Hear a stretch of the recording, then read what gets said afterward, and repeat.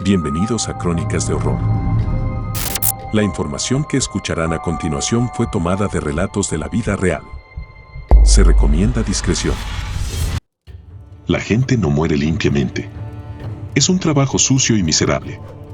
Todo el mundo se defiende, independientemente de la edad o el sexo. Es un instinto animal impulsado por la adrenalina que corre por su cerebro. Luchar, resistir, escapar, sobrevivir. Esos eran los pensamientos que se arremolinaban tras los ojos del barbudo, mientras mi puñal se deslizaba en su cuerpo. Unas gárgaras ahogadas escupieron motas de sangre de sus labios agrietados, que se agolparon en su barba grasienta. Sus ojos mostraban un brillo primitivo que solo puede ser visto en alguien en su condición. Lo admiré, incluso cuando el puñal partió su carne. Se aferró a mí, ahogándose una y otra vez y gritando con todas sus fuerzas proclamó: «Líbranos del mal, Señor. Líbranos». Él se debatía debajo de mí, y yo lo observaba con ingenua curiosidad. La vida huyó de sus ojos, como la presencia del crepúsculo filtrándose en la noche. Volví a sentarme, y examiné las marcas que me había dejado en los brazos. Restos de mi pasado vivían en mi piel. Vetas oscuras que se extendían por mis brazos, donde los cinturones se rompían una y otra vez. Crestas de tejido cicatricial blanco, grabadas en los dedos y los nudillos, donde los cuchillos me habían cortado hasta el hueso. Largas y pálidas laceraciones de latigazos se entrecruzaban a lo largo de mi columna vertebral. Tenía los ojos ligeramente descentrados, como consecuencia del mazazo que me había roto el cráneo a los 5 años. Sabía que debería estar muerto, debería estar abandonado a mi suerte en un desolado páramo de Quebec, donde un mundo de completo aislamiento creaba el lugar perfecto para que un loco plantara las semillas de su nuevo culto. Supongo que sería prudente contextualizar quién soy y de dónde vengo. Porque sé lo que el espíritu humano puede soportar. Cómo me sentí al crecer en una comuna, dirigida por un fanático religioso con la visión de que Dios castigaría a todos, menos a sus seguidores, en algún momento de un futuro convenientemente impreciso. Nací a principios de los 70, en el día más corto y oscuro del año, cuando los vientos invernales desgarraban el tejado de la capilla y sacudían hasta la médula los pilotes de madera mal ajustados.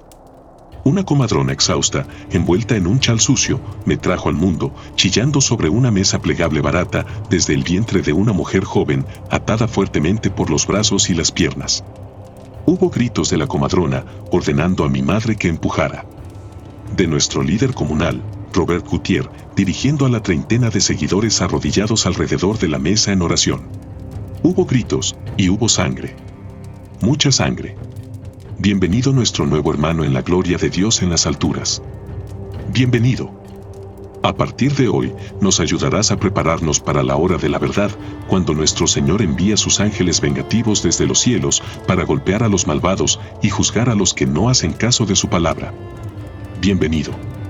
Sus seguidores se hicieron eco de su llamada con sus propios gritos. Bienvenido seas, Hijo de Dios. Bienvenido. Robert cortó mi cordón umbilical con un cuchillo mugriento y me puso en brazos de mi madre. Desnuda, fétida, temblando de frío, pude recordar el momento en que el calor abandonó su cuerpo. Me sostuvo en el pliegue del brazo, miró hacia las vigas de la capilla y la luz abandonó sus ojos. No sé por qué recuerdo esos momentos tan vívidamente. Quizá me los contaron años después y simplemente creí recordarlos. Supongo que era lógico, no recordaba lo que pasó después de que la comadrona me sacara de los brazos de mi madre. Esos detalles los completaron los chicos que habían estado rezando durante mi parto. Por lo que dijeron, me di cuenta de que no recordarlo era quizá una bendición. Retazos del cuerpo sin vida de mi madre fueron metidos en una carretilla, sacados al frío y arrojados como basura en el pozo de una mina al otro lado de la colina. Una total violación de su memoria. Los seres humanos no deberían tratarse así. Pero Robert Gutier decía lo contrario. Era nuestro deber vivir a través de él como le había ordenado el Señor Todopoderoso. Vivíamos un estilo de vida espartano. Simple, brutal, eficiente y cruel. Mis primeros años fueron relativamente anodinos.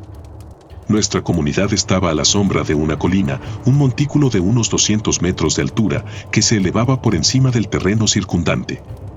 La comuna estaba formada por la capilla, un granero, una leñera, un comedor, una pequeña caseta médica que hacía las veces de despacho de Robert y 3 salas destartaladas donde dormían separados los hombres, las mujeres y los niños. Los mayores se encargaban de cuidar a los pequeños y a mí me pusieron principalmente al cuidado de una niña llamada Alicia que tenía 10 u 11 años más que yo. No podía estar seguro de su edad exacta. La comadrona que me atendió en el parto se llamaba Cherry y ayudó a Alicia durante mi primer año. Después, el trabajo pasó a ser solo de ella y llegamos a querernos como hermanos. La mayoría de los niños, 10 en total, con edades comprendidas entre bebés y adolescentes, se mantenían muy unidos. Cuando llegamos a los 15, nos trasladaban a las salas de adultos. En total, éramos 32. Robert tenía 3 discípulos principales: Paul, Carver y John, los cuales creían de todo corazón en su estatura de enviado de Dios. Ellos cumplían sus órdenes con un fervor que rayaba en el sadismo, y a medida que fui creciendo, aprendí rápidamente que no seguir la palabra de Robert se traducía en castigos severos y a menudo innecesariamente crueles. Robert y sus secuaces espiaban a los demás miembros de la comuna en busca de cualquier signo de comportamiento profano o sacrílego. Luego, se enfrentaba al infractor ante los demás con un brillo enloquecido en los ojos y les gritaba que se comportaran con pureza. Somos el último bastión de rectitud del Señor en esta tierra, predicaba. Vivimos por su divina voluntad y seremos recompensados a su vez cuando sus ángeles desciendan sobre nosotros. Si no prestan atención a sus palabras, tal y como las ha pronunciado a través de mí, entonces recaerá sobre mis hombros purgar el mal fuera de ustedes. Solo podemos invocar a nuestro Salvador viviendo en pureza. Lo que dijo llenó mi cabeza día y noche. Sin otra perspectiva para entender lo que decía, me tomé sus palabras a pecho. Estos sermones enfurecidos eran escupidos con gestos coloridos de las manos y muchos paseos por nuestra vieja capilla. Recuerdo un día estar sentado en silencio entre los niños.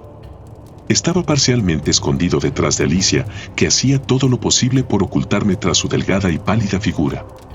Ella y los demás hacían muecas de dolor cuando Robert imponía el castigo que consideraba apropiado para la ofensa cometida. Yo solo observaba con indiferencia. Mi mente ya estaba insensibilizada a los horrores de la comuna. Las transgresiones más leves, como tararear, bromear o no vender lo suficiente de los productos horneados, que constituían la mayor parte de nuestros ingresos, se castigaban con palizas, latigazos y el rechazo del grupo.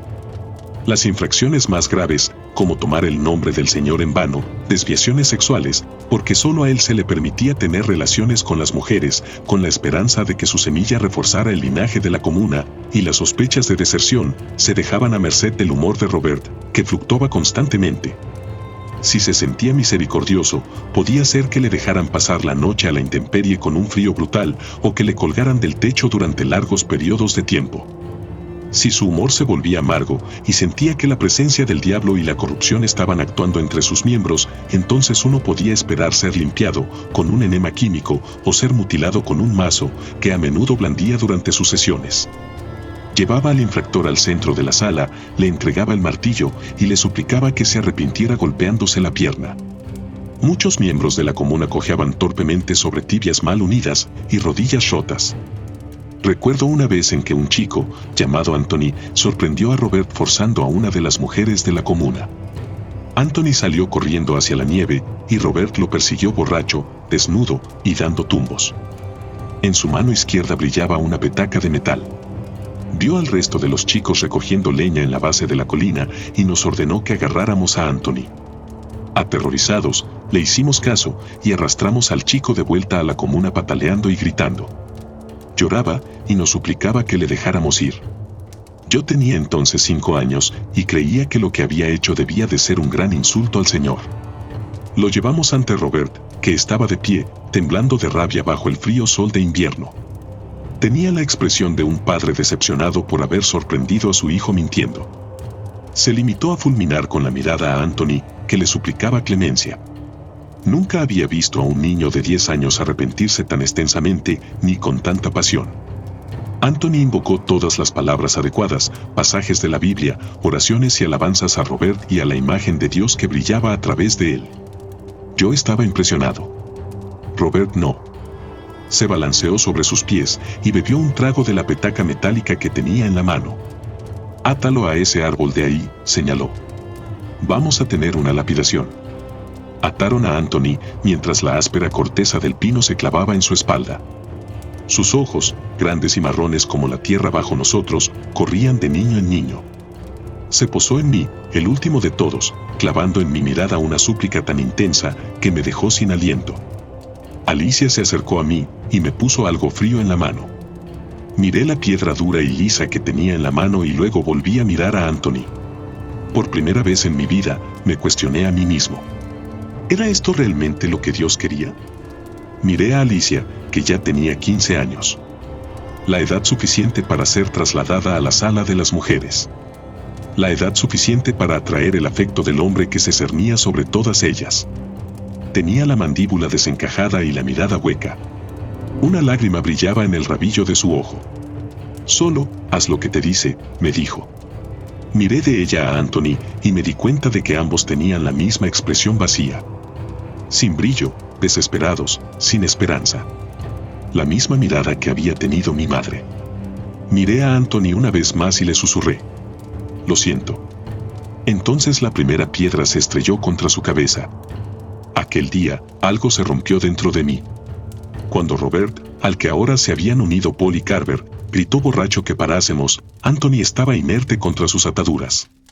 Solo el árbol lo mantenía en pie.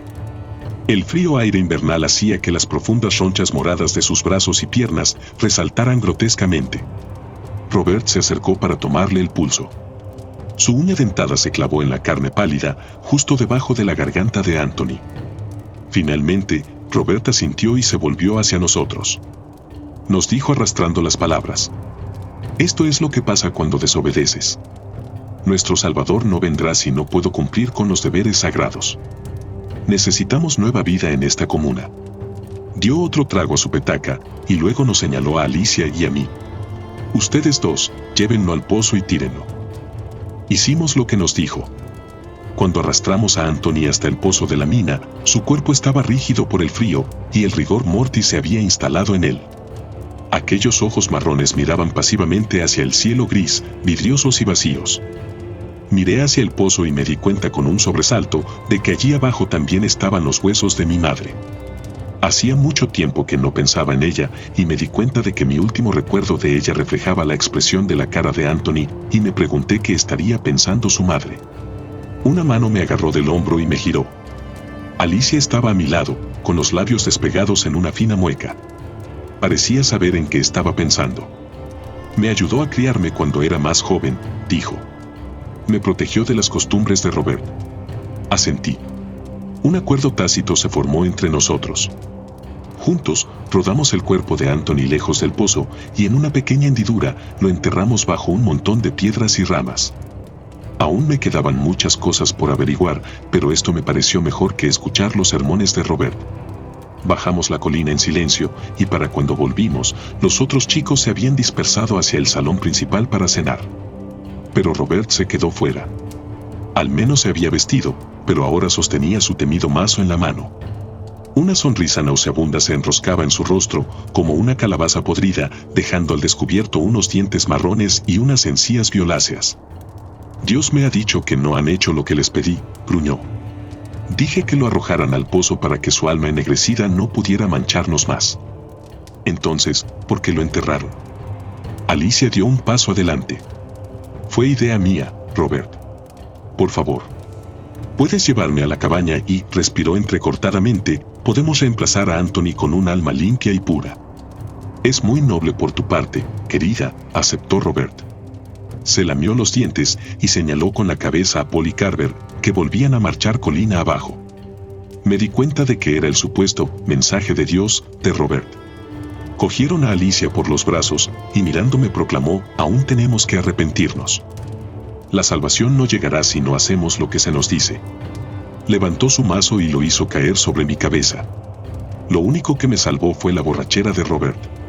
Su balanceo le hizo perder la puntería, de modo que en lugar de aplastarme el cráneo, solo me dio en la parte superior de la cabeza. Aún así, fue suficiente para que una descarga atronadora desgarrara mi visión en oleadas de color escarlata, púrpura y negro. Mi vista se nubló, luego se oscureció y algo en mi mente se quebró. Caí sobre la nieve, aturdido por el dolor. Por encima de mí, Paul y Carver agarraron a Alicia y la arrastraron gritando hacia la cabaña de Robert. Él me miró un momento, resopló y escupió en el suelo. Después señaló a 2 comuneros cercanos y les ordenó que me llevaran a rastras a la sala médica. La recuperación duró 6 meses. Me fracturaron el cráneo y me trazaron una línea estrecha desde la nariz hasta el labio superior. El lado derecho de mi cara se desplazó varios milímetros hacia abajo, alterando su simetría lo suficiente como para que la gente me mirara 2 veces. Se me cayeron 2 dientes y el ojo derecho quedó permanentemente borroso, pero me consideré afortunado. En medio de esos momentos de horrible dolor y oscuridad, me aferré al recuerdo de Alicia defendiéndome. Y aquellas cosas que dijo sobre mi madre abrían la posibilidad de una esperanza que no me había atrevido a albergar desde que tenía memoria. La esperanza de que, tal vez, Robert no fuera el poder supremo en nuestro pequeño y desolado rincón del mundo. Pero esos pensamientos eran peligrosos. A medida que pasaban los años y crecía, aprendí a pasar desapercibido ante el sadismo religioso de Robert. En los últimos años de mi infancia sufrí muchos abusos, pero solo en la superficie. Latigazos, palizas, puñetazos, pero ninguna de las lesiones incapacitantes que sufrían tantos otros miembros de la comuna. A lo largo de esos años, Robert siguió volviéndose más cruel y más loco. El día de su juicio final cambió de fecha más de una docena de veces. Sus sermones llegaban a todas horas del día y de la noche. Divagaciones de borracho sobre Dios y sus ángeles vengadores y nuestro Salvador del malvado mundo del más allá, y cómo algún día seríamos elevados a las puertas del cielo. Escuchaba sus palabras y pensaba en ellas, comparándolas con las conversaciones que mantenía con otros miembros de la comuna. A Alicia la veía cada vez menos.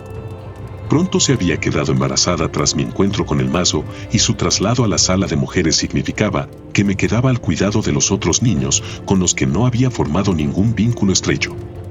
Permanecí callado y retraído, observando el mundo a través de mis ojos fracturados y desiguales. A veces tenía fuertes dolores de cabeza que rugían contra las sienes como un vendaval invernal. A menudo me reducían a una posición fetal en el suelo y me imaginaba acurrucado en los brazos de mi madre. Una persona a la que me acerqué más durante estos tiempos fue Cherry. Una mujer de 40 años, con el pelo castaño salpicado en canas y unos ojos marrones amables y cautelosos. Ella me encontró durante uno de mis fuertes dolores de cabeza y me abrazó contra su pecho. Recuerdo que abrí los ojos tras horas de náuseas y me di cuenta entonces de que era la madre de Anthony. «He oído lo que has hecho por él», susurró. «Gracias». Eso era todo lo que había que decir. A partir de entonces, establecimos una conexión cautelosa pero profunda, provocada por la pérdida mutua de nuestros seres queridos. Cherry demostró ser inestimable a la hora de decirme cómo alejarme de Robert y su banda. Podía capearle el temporal, porque había sido costurera antes de entrar en la comuna y confeccionaba muchas de nuestras rudimentarias ropas. Su habilidad le otorgaba privilegios especiales, principalmente la excepción de los intentos de Robert. Yo no tuve tanta suerte. No tenía ninguna habilidad discernible más allá de soportar el abuso sin quejarme y permanecer invisible. Mi visión del mundo se reducía a lo que me proporcionaba la comuna. Cherry hablaba a veces de la vida en un pueblo de verdad, pero la idea me sonaba ajena. Tan fuera de mi alcance, que bien podría haber sido el reino de Dios, que Robert prometió que llegaría en cualquier momento. Corría 1988 cuando ocurrió algo de verdad. Había crecido delgado pero fuerte durante los últimos 15 años, junto a todos los demás chicos de la comuna. Me trasladaron a la sala de los hombres, que no se diferenciaba en nada de las habitaciones de los niños, salvo por el hecho de que los seguidores más cercanos de Robert también dormían allí y nos vigilaban aún más de cerca. Pero yo sabía cómo mantenerme en su lado bueno. Mi mente se ponía en piloto automático durante nuestras sesiones de arrepentimiento y mis conversaciones con Cherry eran siempre al aire libre, lejos de los oídos indiscretos de Dios, y me tomaba los castigos del borracho de Robert, con la humildad que se espera de un buen discípulo. Sus largas divagaciones seguían ejerciendo una considerable influencia sobre mí, haciéndome temer el mundo exterior más allá de nuestra comuna, y ansiaba que llegara el día del rapto. Pero hablar con Cherry y recordar la bondad de Alicia y la desesperación de Anthony me impedían creer plenamente en sus palabras. de entregarme a él en mente, cuerpo y alma. El día de nuestro juicio, en 1988, yo estaba preparando la comida en el comedor, cuando un alboroto cerca de la capilla sacó a los miembros de la comuna al frío aire invernal. Paul y John sujetaban a Alicia entre ellos. Ella se debatía y protestaba mientras la arrastraban a la capilla. «¿Pensaste que podías irte?», Paul gruñó bruscamente. «Veamos si nuestro profeta está de acuerdo». Hice ademán de seguirlos, pero unas uñas afiladas me agarraron el bíceps. Me giré y vi a Cherry mirándome suplicante. Tenía un moratón reciente en un lado de la cabeza y una costra de sangre sobre el labio inferior. «Por favor», me suplicó. «No puedes ayudarla, no ahí dentro. Pero podría ser útil si vienes conmigo». Oí el sonido de gritos y protestas en la capilla, seguido de los gritos airados de Robert y el inconfundible chasquido de su cinturón. Alicia era demasiado dura para gritar abiertamente, pero los gemidos que emitió cuando la hebilla del cinturón encontró su carne me revolvieron el estómago. Volviéndome hacia Cherry, asentí casi imperceptiblemente. Con una fuerza sorprendente, me empujó hacia la cabaña de Robert, explicando su plan sobre la marcha. «Es culpa mía que castiguen a Alicia. Hablábamos de irnos, y uno de los hombres de Robert debió de oírnos. Le dije lo que te voy a decir. Hay un teléfono en su choza», continuó. «Es el único que hay aquí. Así nos impide llamar a casa para pedir ayuda. Alguien que viniera a salvarnos de la sombra del control religioso absoluto de un profeta maníaco». Mi corazón se aceleró ante la perspectiva. Cherry notó la diferencia en mi rostro. «Hay algo que nadie te ha contado sobre tu madre», susurró mientras caminábamos por la pared astillada de la cabaña, con la nieve lamiéndonos las botas. «Después de que te separaron de ella, empezó a respirar de nuevo en la carretilla. Necesitaba atención médica urgente, pero estaba viva. Yo quería llevarla a un hospital, pero Robert salió detrás de nosotros y nos dijo que la dejáramos en la nieve. Estaba llorando y miré a mi alrededor para asegurarme de que nadie nos oía. Lentamente, la rodeé con los brazos y la abracé. Por dentro, mi mente se tambaleaba con sentimientos encontrados, y el último de mis temores hacia Robert se desvanecía, y en su lugar brotaba una oscura masa de angustia y rabia. Cherry soltó un suspiro estremecedor.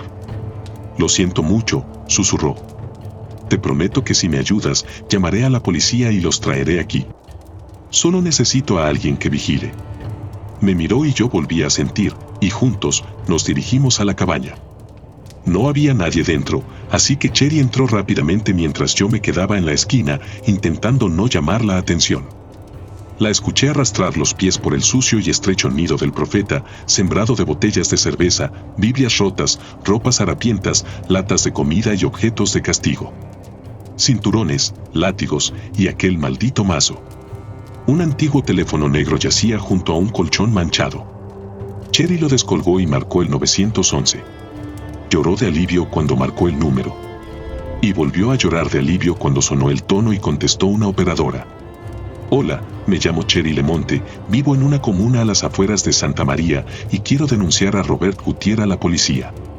¿Por qué? Violación, abusos, inanición, encarcelamiento y», tragó saliva, «asesinato». Lo que fuera que la operadora dijera a continuación, ninguno de los dos lo oímos, cuando una poderosa mano me agarró por el hombro y me arrancó de la puerta. Giré sobre la nieve y caí de bruces. Sobre mí se alzaba Robert, con sus discípulos a ambos lados. Vaya, parece que mis ovejitas no son tan devotas como había creído. Robert levantó una mano y me golpeó en la barbilla. Mi cabeza se echó hacia atrás y sentí el sabor de la sangre. La nieve rechinó contra mi columna vertebral, y me imaginé brevemente que así debía de sentirse mi madre, cuando la dejaron morir en el frío. La furia se apoderó de mí, y tiré del pie hacia atrás para lanzar una patada a la rodilla de Robert. Mi tacón chocó con su espinilla, y él emitió un gruñido de sorpresa, cayendo al fango. Solo Paul y Carver evitaron que cayera del todo. «Sacrílego de mierda», gritó mientras me plantaba un pie en la ingle, y mi mundo se volvió rojo. Mi boca se abrió en un grito ahogado. «Agarra al pequeño cabrón», ordenó.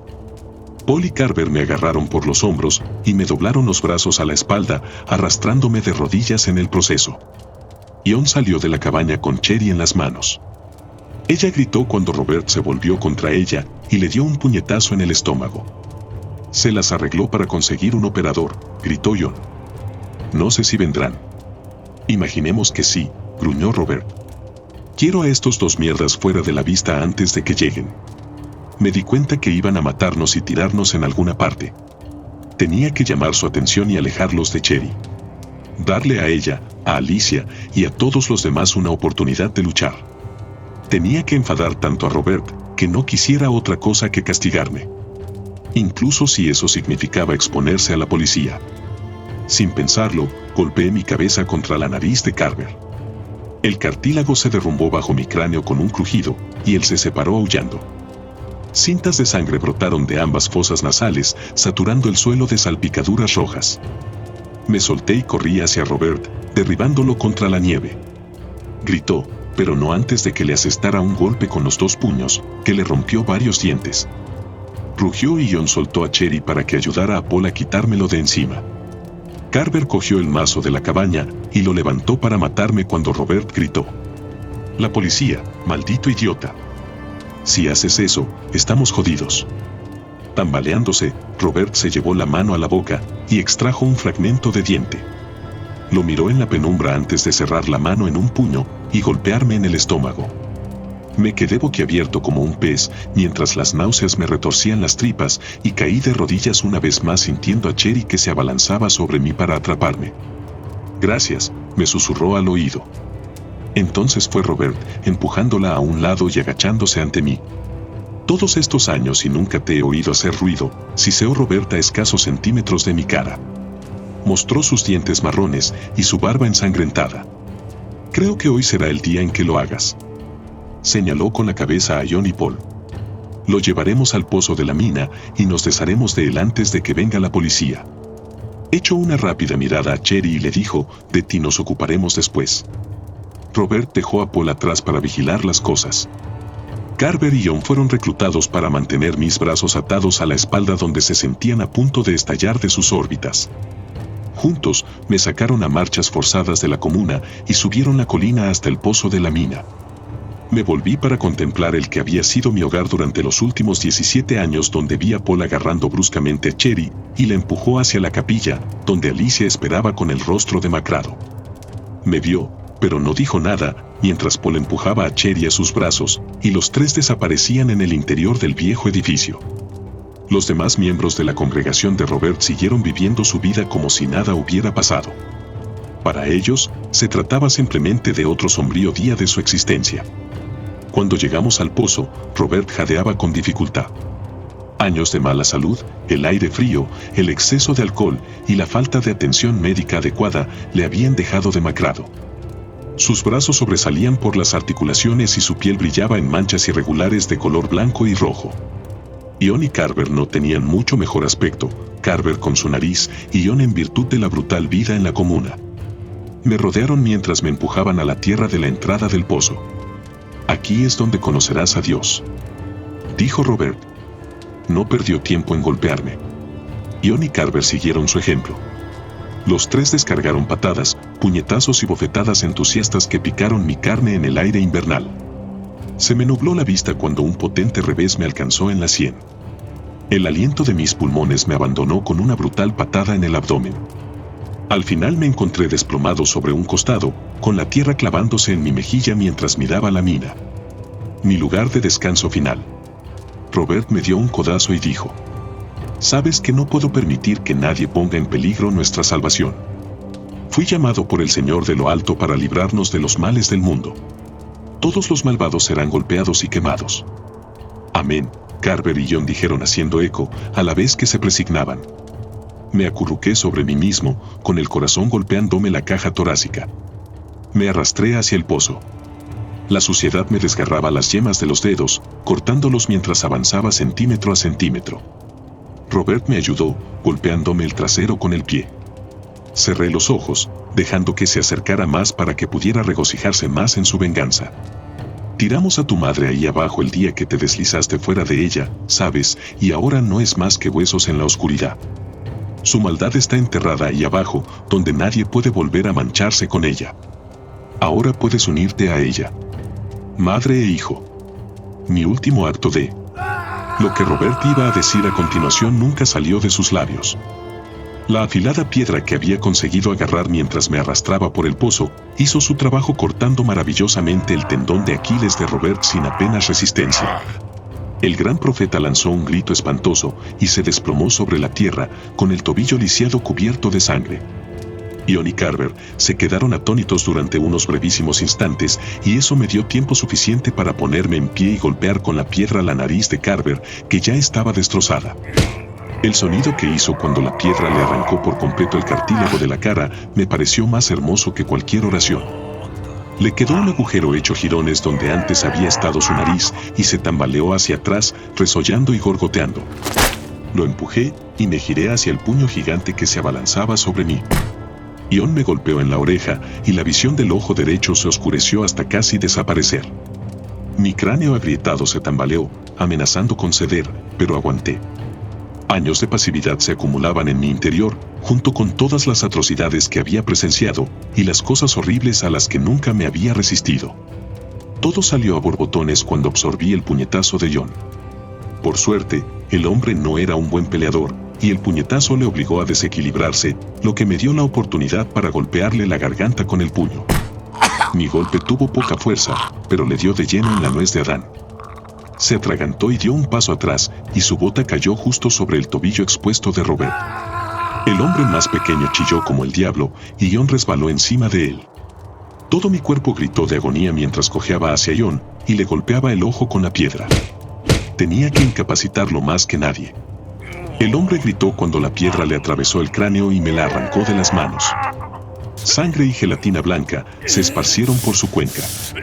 Salí rodando, mientras él retrocedía a trompicones hacia un pequeño acantilado, justo debajo de la entrada del pozo.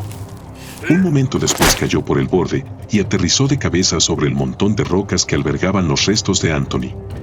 Su espina dorsal emitió sonidos anormalmente agudos y el hombretón se quedó inerte.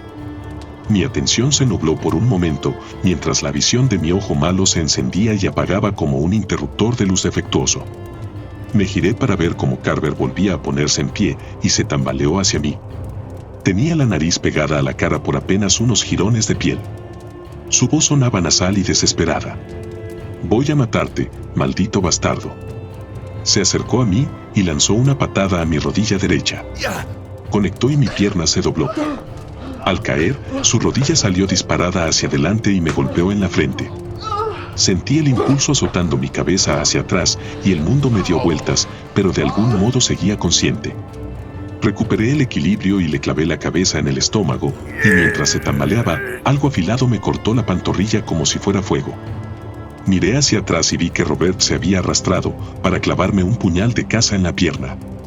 La hoja brillaba contra mi piel y la herida manaba sangre. Sin pensarlo, estiré la mano hacia atrás y liberé el puñal para atravesar el vientre de Carver, mientras el hombre sin nariz se acercaba a trompicones por última vez. La hoja lo alcanzó justo por encima del hueso de la cadera y le abrió el abdomen como si fuera un cerdo. El intestino rosa pálido y la grasa se deslizaron por el frío suelo, seguidos de cerca por el hombre al que pertenecían. La cara de Carver se contorsionó en un rito de dolor y sufrimiento, mientras la vida se le escapaba por los ojos. Cuando cayó al suelo, consiguió aferrarse a él, el tiempo suficiente para clavarme una mirada de odio. En sus ojos ardía odio puro. Luego miedo. Después, nada. Expiró allí, sujetándose las tripas como un recién nacido entre las manos. Respiré agitadamente y miré detrás de mí, para asegurarme de que no vendrían más ataques sorpresa. Ion y Carver me enseñaron lo suficiente como para esperar dolor a cada paso. Por suerte, el tendón jodido de Robert ocupaba su atención. Parecía sorprendentemente vulnerable en ese momento. Mascullando, agarrándose el tobillo destrozado y balanceándose hacia adelante y atrás mientras se encorvaba sobre la pierna herida. Me pregunté qué le había llevado a crear este infierno en el gélido desierto de Canadá. Seguramente, no pretendía que el mal y el sufrimiento se convirtieran en sus herramientas para gobernar su comuna del juicio final, pero así fue. O tal vez él no vio sus acciones como el mal en absoluto. Perseguía la gracia de su Señor, los ángeles celestiales que recorrerían la tierra en su busca y le ascenderían al cielo. Y lo hizo a costa de aquellos que le seguían tan ciegamente. El tiempo y la bebida lo habían convertido en un hombre amargado y cruel, que solo sabía gobernar mediante el miedo, la condenación y el abuso. Rutinas tortuosas ideadas por él, que me costaron la cordura a mí y a tantos otros. Apenas sentí nada cuando me miró suplicante y susurró: «Ayúdame, por favor». Me puse en pie, me acerqué a él, me arrodillé y le pellizqué el extremo del tendón que tenía al descubierto. Sus aullidos recorrieron los campos blancos. Me gruñó e intentó agarrarme una vez más, así que le clavé la empuñadura del puñal en la mandíbula. Cayó de espaldas sobre el suelo pedregoso. Solo deseaba librar al mundo del mal, susurró. Sus ojos estaban desenfocados. Le había roto la mandíbula y sus palabras salían a borbotones. «Llama a los ángeles de Di». Lo apuñalé. Una y otra vez. Por todas partes. Donde quiera que la hoja alcanzara. El metal partió la carne y la sangre respondió, filtrándose en largos riachuelos. Gimió, pero no tuvo fuerzas para gritar. Mi última estocada le alcanzó la garganta y lo enmudeció. Volví a desplomarme en el suelo y oí las primeras sirenas que se arrastraban por el campo. Su sonido parecía extraño en esta tierra desolada. Un lugar donde las creencias maníacas de Robert se habían convertido de algún modo en una ley justa. Me di cuenta de que nuestras creencias eran lo que hacíamos de ellas. Él rezaba para que el mundo fuera liberado del mal. Yo respondí sus súplicas. Si te gustó este episodio, no olvides suscribirte y compartirlo con alguien que querrás asustar. Y recuerda, no temas a las sombras. Ellas solo te quieren asegurar que hay luz cerca.